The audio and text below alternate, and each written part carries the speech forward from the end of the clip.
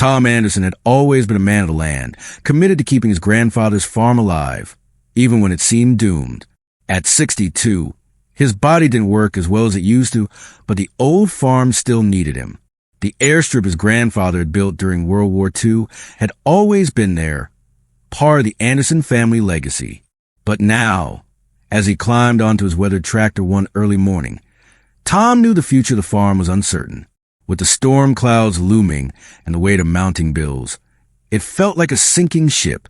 As Tom steered the tractor toward the eastern field, his eyes lingered on the strip of land that had been used for over 70 years, since the days of Civil Patrol through the Cold War, and now, with Tom at its helm, he couldn't help but notice the harsh irony of it all. "Waste of good farmland," he muttered. His neighbor Jenkins had warned him just a week before, "Corporate farms don't keep private airstrips.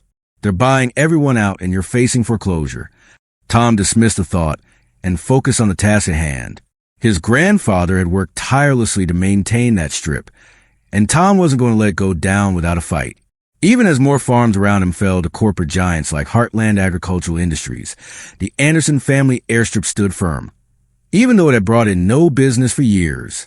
Sitting beside him on the tractor, his loyal border collie Scout watched as Tom worked through the morning. Tom's phone buzzed, interrupting his thoughts.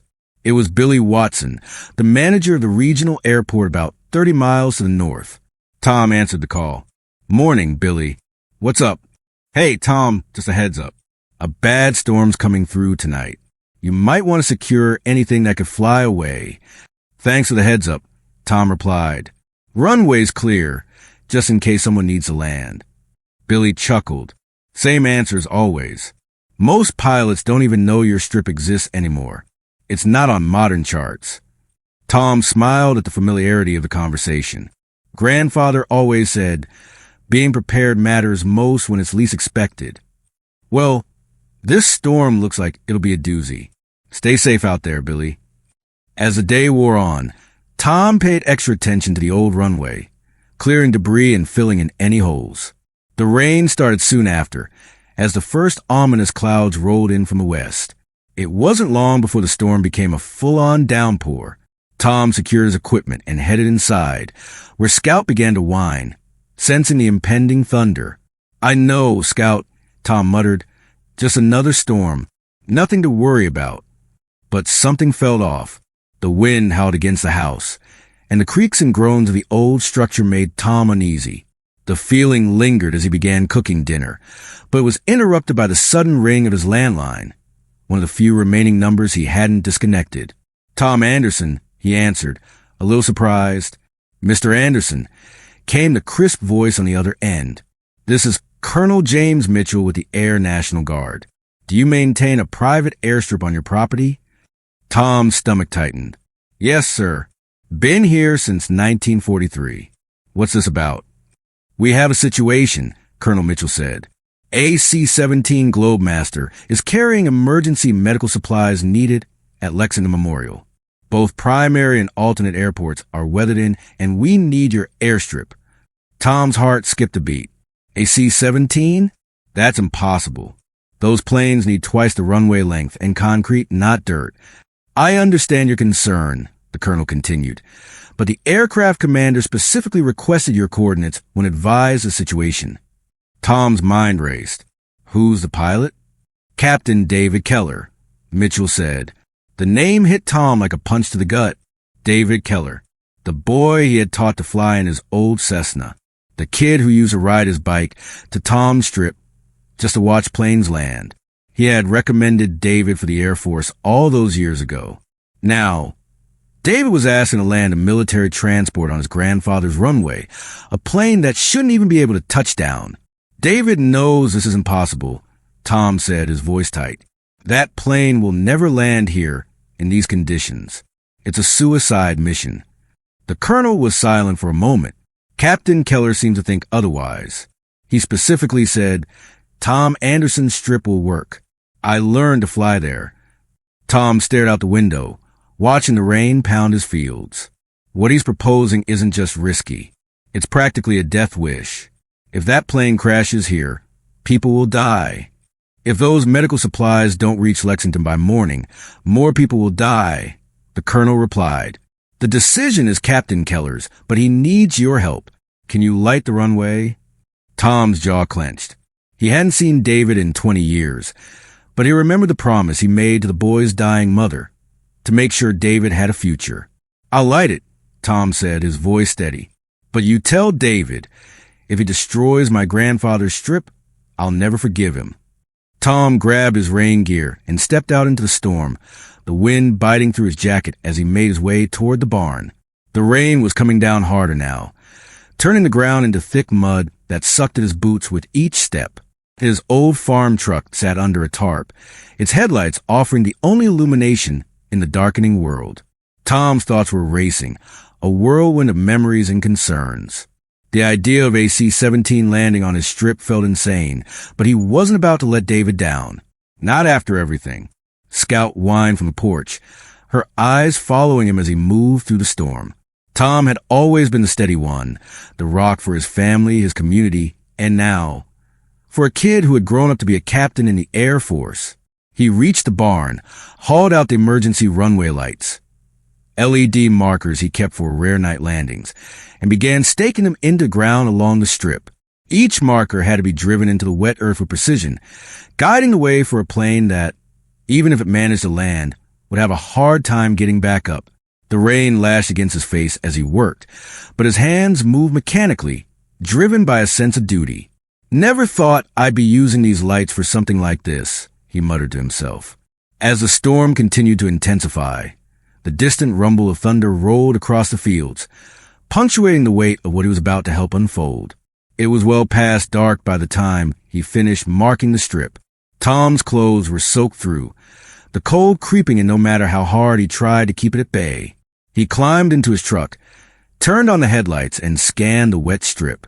This was it, his grandfather's Airstrip, the one that had seen so much history, now a crucial lifeline in a world that no longer cared for things like this. Tom switched on the radio, the frequency Colonel Mitchell had provided ringing in his ears. Anderson Farm, this is Ghost Rider 425, came a familiar voice. It was David. Runway is marked and as clear as possible, Tom radioed back. Surface is wet, but it's holding. Wind gusts coming from the southwest at about 25 knots. There was a pause on the line before David's voice crackled through the static. Copy that, Anderson Farm. This is Ghost Rider 425. Beginning approach. ETA 5 minutes. Tom felt a lump rise in his throat. He hadn't realized how much he had missed hearing David's voice until that moment. His truck's headlights illuminated the strip, giving a small sense of relief in the chaos. The rain was slacking off slightly, but the wind still howled, pulling at the trees and shaking the farm's outbuildings. From the northwest end of the runway, Tom watched the sky, straining to make out the shape of the incoming aircraft. His heart raced. Too fast, he whispered as the roar of engines grew louder, the C-17 coming into view through the low, stormy clouds. It was moving way too fast for the tiny strip of earth ahead of it. The lights from the C-17's landing gear cut through the rain, creating thin, bright cones that seemed to slice the night in half. The massive plane, barely fitting in Tom's peripheral vision, continued its approach. Every instinct screamed that it was too dangerous, that David was making a mistake. But he kept watching as the aircraft seemed to bleed speed midair. Its flaps extended fully, forcing it to slow down just enough to make the landing possible. But only just. Tom stood frozen, his breath caught in his chest. The plane's back wheels hit the strip with a deafening thud, kicking up sheets of water. The sound was terrifying, and for a moment, Tom thought the plane might just tear through the runway. The reverse thrusters screamed to life, fighting against the plane's momentum, but the C-17 slid dangerously down the wet strip. Come on, David, Tom murmured under his breath, his eyes locked on the aircraft as it thundered forward. It wasn't slowing down fast enough. The end of the strip was getting dangerously close, and beyond it was a drainage ditch, then the soybean fields Tom had worked so hard to preserve. Just when Tom thought the plane wouldn't stop in time, the nose will touch down, and the aircraft continued its slow but steady deceleration. The C-17 was finally coming to a halt, just inches from the end of the runway. The air was thick with tension as Tom stood there, his heart hammering in his chest. Ghost Rider 425 is down safely. David's voice crackled to the radio, and Tom let out the breath he hadn't realized he was holding. Thanks for the assist, Tom. Tom could barely speak. You almost gave me a heart attack, David. That was the craziest damn thing I've ever seen. A light chuckle came through the radio. Learn from the best, didn't I? Tom's hands trembled as he wiped the rain from his face.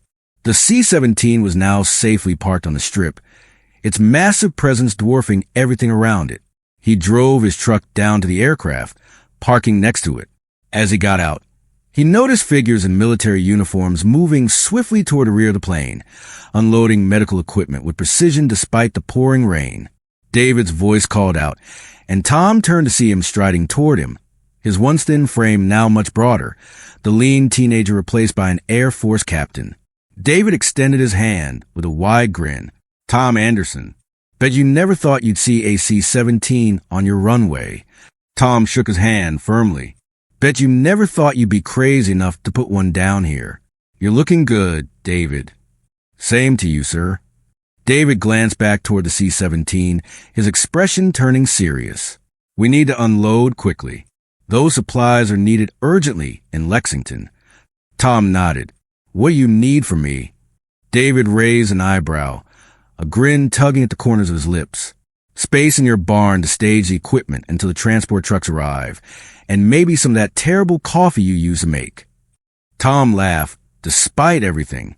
Coffee's still terrible, I'm afraid. For the next hour, Tom worked alongside the Air Force crew, moving crates and equipment from the C-17 to the safety of his barn. The rain hadn't let up, but that didn't stop anyone. The crew was efficient, their movements sharp and practiced.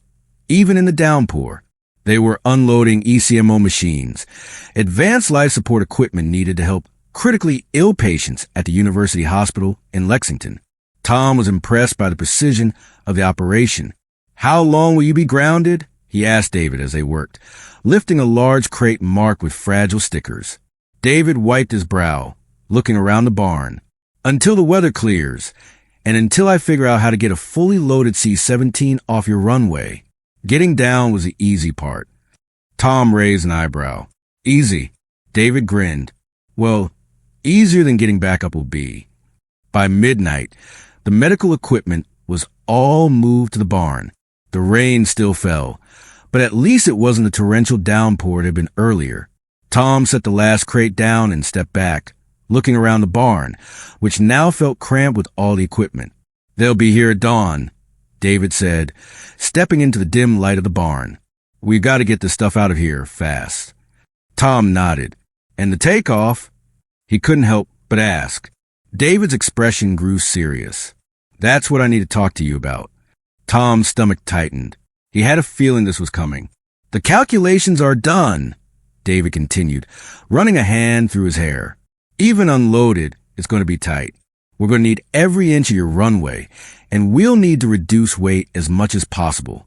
That means a minimal fuel load, just enough to reach Louisville. But he hesitated, his eyes meeting Tom's. We may need to extend the runway a bit. Tom stared at him, confused. Extend? How? David glanced over his shoulder toward the end of the strip, where the drainage ditch marked the farthest point. We need to flatten part of your field beyond the drainage ditch. Just about an acre. It'll give us a safety margin, just enough for takeoff. Tom felt a knot form in his stomach. You're talking about plowing under my soybean crop? David nodded, his voice quiet. I know it's a lot to ask, but if we don't do this, we won't make it. And you know what's at stake. The Air Force will compensate you fully for the loss of the crop. Tom stood still, his mind racing. He had worked so hard to keep that field in good shape. His soybeans were his only source of income now that the bank was breathing down his neck. But the reality was clear. He was going to lose the farm anyway. Heartland Agricultural was swallowing everything around him, buying out farms left and right. He closed his eyes for a moment, taking a deep breath. Do what you need to do, he said finally. We'll figure it out. David's face softened with gratitude. Thank you, Tom. I promise we'll make it right. As dawn broke, the storm finally began to clear. The early morning light cast an eerie glow over the farm, and the transport trucks from Lexington began to arrive. The crew worked efficiently, transferring the medical supplies to the waiting trucks. The storm had broken just in time, and the crisis was averted. But there was still one more thing to do. The Air Force ground personnel arrived shortly afterward, bringing with them equipment to extend the runway. Tom watched as they worked, filling in part of the drainage ditch and leveling the field beyond it. It was a labor-intensive process, but the team moved with a sense of urgency. Tom stood by, watching as his precious crop was plowed under, the earth being reshaped to accommodate the massive aircraft. The trucks were loaded and ready to go by the time the work was done, but it wasn't just the cargo that had to be moved. Tom's entire world was shifting. By mid-morning, Colonel Mitchell arrived at the farm. He approached Tom with his usual military bearing, and Tom noticed the way the man looked at the strip with new respect. The massive C-17 sat at the end of the runway, ready for takeoff. The weather had finally cleared, but the strip was still soft, still damp from the storm. Tom could see the worry in David's eyes as he prepared for the next phase of the operation. "Mr. Anderson," Colonel Mitchell said, "on behalf of the United States Air Force, I want to thank you for your assistance last night. Your actions directly contributed to saving lives." Tom nodded awkwardly.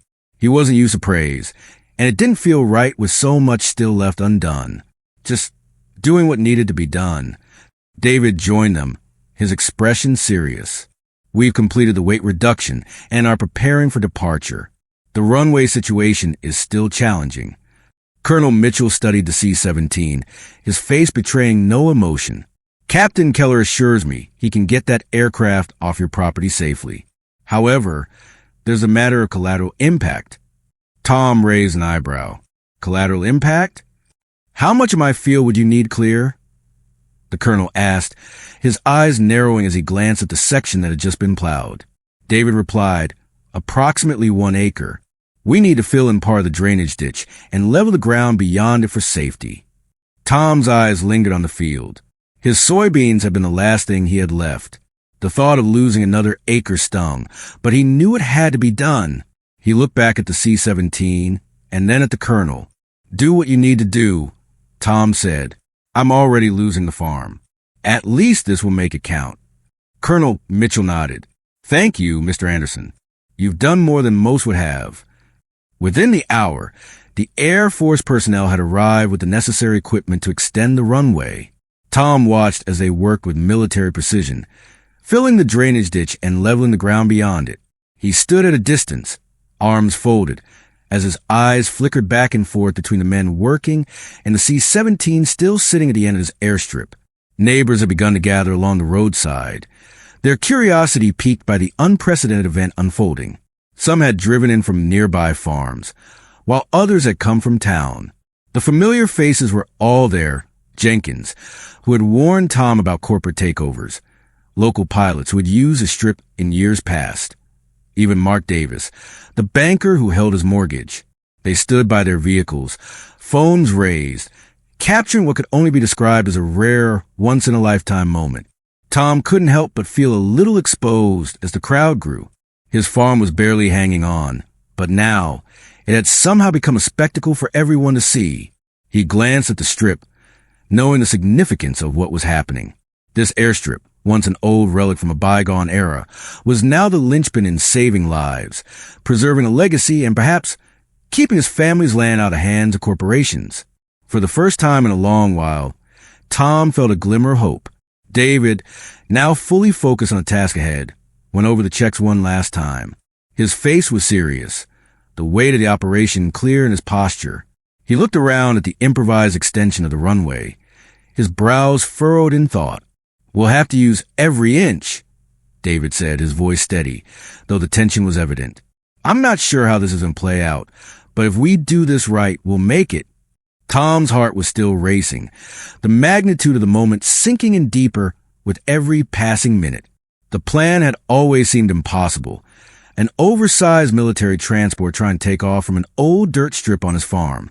And yet, here they were. His land was about to be a pivotal part of an operation that would stretch the limits of possibility.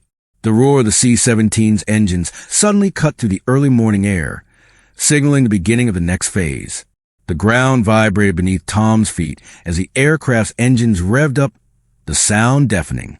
The C-17, a massive behemoth of metal and power, slowly began to taxi down the newly extended strip, its wheels churning the soft earth beneath it. Tom's eyes locked on the aircraft, watching it as it inched forward, using every inch of the runway. The storm had cleared, but the airstrip was still soft from the rain, and the wind gusted unpredictably. Tom's breath caught in his throat as the C-17's speed began to increase, but it wasn't enough yet. The aircraft still wasn't going fast enough to lift off. "Come on, David," Tom whispered under his breath, his heart pounding. "Get it up."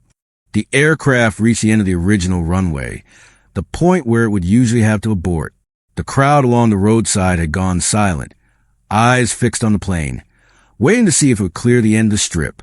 The seconds stretched on, each one heavier than the last. Tom's pulse quickened as the plane surged forward, the sound of its engines rising. For a moment, it seemed like it wouldn't be enough. The end of the runway was just feet away, and Tom thought for sure the C-17 wouldn't make it. But then, just as the aircraft reached the very end of the strip, something incredible happened. The nose lifted, and with a final, defiant surge, the massive plane's wheels left the ground. It soared into the sky, its engines roaring, its heavy frame shaking against the force of takeoff. Tom let out a breath he hadn't realized he was holding, watching as the C-17 climbed higher, the roar of the engines gradually fading as it gained altitude. The crowd erupted in applause, the tension breaking with the sound of cheers and claps. Tom stood motionless, his hands trembling, still in disbelief over what had just happened. It shouldn't have been possible, but it was. Against all odds, David had made it happen. "Well, I'll be damned," Tom murmured to himself, a small smile creeping onto his face. Beside him, Colonel Mitchell nodded, his expression one of quiet admiration. "Remarkable flying." David's voice came to the radio again, clear and calm. "Anderson Farm, Ghost Rider 425 is airborne. Thanks for everything, Tom." Tom stood still for a moment, still processing everything. Finally, he spoke. "You almost gave me a heart attack, David. That was the craziest thing I've ever seen." A light chuckle came through the radio. "Learn from the best, didn't I?" As the plane disappeared into the distance, Tom felt a strange sense of pride welling up inside him. David had done it. He had proven that nothing was impossible if you had the courage to try. And now, Tom knew that his grandfather's legacy, his airstrip, had a future, too. As the crowd began to disperse, several people came forward to congratulate Tom, clapping him on the back and shaking his hand. Even Mark Davis, the banker who held Tom's mortgage, stepped up with a smile. "That was something else, Tom," Mark said, his voice filled with genuine respect. "Never thought I'd see something like that in my lifetime. Your grandfather would be proud." George Willis, the owner of the farm supply store, said, his voice thick with emotion. "He built something special here." Tom nodded, his throat tight. Yeah, he would have been. 3 days later, as Tom was repairing a fence near the edge of his property, the sound of approaching vehicles caught his attention. He looked up and saw 3 SUVs making their way down the dirt road toward his farm. A sense of unease washed over him, though he couldn't quite place why. The vehicles slowed as they neared, and Tom set down his tools, wiping his hands on his jeans as he straightened up. Scout barked from the porch, alert as ever, but Tom waved her off. "Easy, girl," he muttered, still eyeing the approaching vehicles. One of the cars stopped in front of his farmhouse, and a man in an Air Force uniform stepped out. The silver stars on his shoulders caught the morning light. Tom's heart skipped a beat. He knew this wasn't a regular visit. The man approached with purpose, and as he got closer, Tom could see the expression on his face. "Serious, Mr. Anderson," the man called out, his voice steady, authoritative. "I'm General Frank Roberts, Air Mobility Command. Do you have a few minutes to talk?" Tom nodded slowly, his mind racing. "Of course, General. Come on inside. Coffee's fresh if you like some." The general accepted, and the two of them walked into Tom's small, weathered farmhouse. They settled around the kitchen table, and for a moment, there was an awkward silence as Tom's mind tried to piece together what was happening. The events of the last few days had been a blur, And now an unexpected visit from someone so high up in the Air Force. What did he want? General Roberts didn't waste any time. "Mr. Anderson," he began, "I've reviewed the report about Captain Keller's emergency landing. Quite extraordinary. But what interests me more is your landing strip's history and location." Tom's brow furrowed. "My landing strip?" He hadn't expected this conversation to take such a turn. "It's just an old runway. Doesn't seem all that special." "On the contrary," General Roberts said, his gaze sharp, "your strip is in a critical location. We've identified a significant gap in our emergency landing capabilities in this region. Captain Keller's successful operation demonstrated your airstrip's strategic value, even for our largest aircraft. It's a vital piece of infrastructure that we can't afford to overlook." Tom leaned back in his chair, trying to process what the general was saying. "You're telling me that my old farm strip is more important than I thought?" Roberts nodded. "Exactly. And that's why I'm here. We'd like to officially designate your landing strip as an emergency landing facility." Tom's mouth went dry. "What does that mean exactly?" "It means," the general continued, "upgrading the surface, installing proper lighting, and establishing a maintenance agreement. It will become a key part of our national readiness network for emergency airstrikes and operations. In return, we'd offer you a facility management fee and a land lease agreement." Tom's mind raced. He hadn't expected anything like this. His farm, barely scraping by, now seemed to have a purpose beyond the struggles of everyday life. And the best part? It could prevent his land from being swallowed up by corporate giants like Heartland Agricultural. It could even help him keep the rest of the farm in the family. General Roberts leaned forward, his tone earnest. "This arrangement will resolve your financial issues. It would guarantee the survival of your farm, protect your property from further development, and give you a steady income without selling out to the corporations." Tom stared at the general, his thoughts swirling. The bank had already told him he was facing foreclosure in 6 months.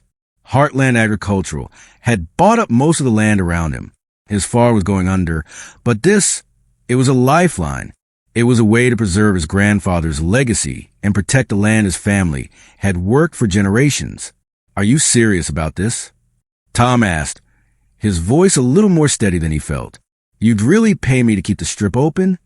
"Completely serious," General Roberts said, his eyes steady. "We need that airstrip, and we need it to remain operational. Your location fills a critical gap in our safety network. If you accept, you'll be helping to strengthen national security and preserving your farm for future generations." Tom sat back in his chair, his heart heavy with the weight of the decision. He had always been proud of his family's history and the farm his grandfather had worked to build. But the truth was, he was running out of options. If he didn't make this work, everything he'd worked for would be lost. "Well," Tom said finally, breaking the silence, "I suppose I don't have much choice, do I?" General Roberts smiled. "You do, Mr. Anderson. You can make a difference. And you're not just saving your farm, you're saving lives." Later that day, Tom watched as the Air Force engineers arrived to begin the work on the airstrip. They reinforced the dirt runway with a special polymer surface, making it more durable and better equipped to handle the heavy aircraft that would now be using it. The work was fast, efficient, and professional, exactly what Tom had come to expect from the military. 3 months later, Tom stood at the edge of his newly designated Anderson Auxiliary Landing Facility, watching as Air Force personnel put the finishing touches on the upgrades. The strip was now officially part of the National Emergency Network, and Tom couldn't help but feel a sense of pride. His grandfather's legacy had been preserved, and had found new purpose in a way he never could have imagined. As he watched, a familiar sound filled the sky, the unmistakable roar of a C-17. Tom turned to see the massive transport aircraft descending toward the runway. It was David, true to his word. He had come back to be the first to land on the newly improved strip. David piloted the C-17 with precision, guiding the massive aircraft down the runway and bringing it in for a flawless landing. The moment the wheels touched the ground, Tom felt a lump in his throat. It had worked. The impossible had happened, and his farm and his grandfather's Airstrip had played a critical role in something much larger than he could have ever imagined. David climbed down from the aircraft, his broad shoulders now a far cry from the skinny kid Tom had once taught to fly. He walked toward Tom, a grin on his face. "How do you like your new runway?" David asked, his voice full of pride. Tom smiled, a genuine warmth in his heart. "Looks a lot like the old one," he said, "just sturdier." General Roberts approached, shaking Tom's hand firmly. "Your facility is exactly what we needed in this region. In fact, you've started something of a movement. We're now identifying other strategic private airfields that could be incorporated into our emergency network." Tom nodded, watching the plane taxi back down the runway. "Grandfather would be pleased," he said quietly. He always believed private citizens had a role to play in national readiness. As the ceremony to mark the official opening of the Anderson Auxiliary Landing Facility began, Tom felt the eyes of the crowd upon him. His neighbors, local pilots, and even the Air Force personnel were all gathered in a show of respect. Mark Davis, the banker who had once threatened to take his farm, handed him a plaque. "In recognition of the Anderson family's 7 decades of service to aviation and national security," he said. Tom stood there, surrounded by friends and family, the weight of his grandfather's legacy settling in. His farm, once on the brink of collapse, had been saved, not just by luck, but by his unwavering dedication to keeping it alive. The airstrip had become a symbol of perseverance, a reminder that sometimes the old ways still have something vital to offer the modern world. As the sun began to set over the newly reinforced runway, Tom looked out over the fields that had remained in his family's hands. The wind had picked up again, but now it felt different, lighter, almost. It was as if the land itself had exhaled in relief. "Some landings seem impossible," General Roberts observed, standing next to Tom, "until someone has the courage to attempt them. Some traditions seem impractical," Tom replied, his voice low with pride, "until their true value is revealed." And with that, the future of Anderson Farm, his grandfather's farm, was secure, not just as a piece of land, but as a testament to the power of legacy, loyalty, and the courage to believe in the impossible. Thanks for your patience. Let me know if you need any changes or further adjustments to the script.